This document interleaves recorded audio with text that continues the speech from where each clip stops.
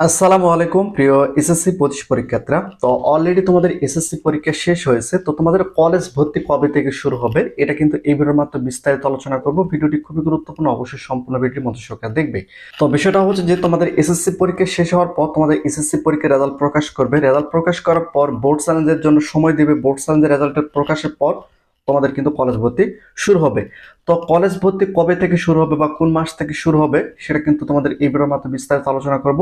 আর বিষয়টা হচ্ছে যে সামনে যেহেতু তোমাদের কলেজ ভর্তি শুরু হবে, সকল আপডেট পেতে অবশ্যই তোমরা চ্যানেলটিকে সাবস্ক্রাইব করে রাখো। কিভাবে তোমরা কলেজে ভর্তির জন্য আবেদন করবে, কিভাবে টাকা প্রদান করতে হবে, টোটালি কিন্তু আমরা ভিডিওর মাধ্যমে তোমাদের জানাবো। তো অবশ্যই তোমরা সম্পূর্ণ ভিডিওটি মনোযোগ সহকারে দেখবে।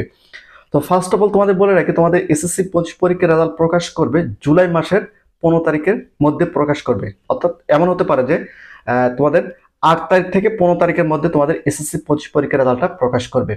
রেজাল্ট প্রকাশ করার পর তারপর থেকে রেজাল্ট প্রকাশের যেই দিন প্রকাশ করবে তারপর থেকে 7 দিন কিন্তু বোর্ড চ্যালেঞ্জের সময় থাকবে।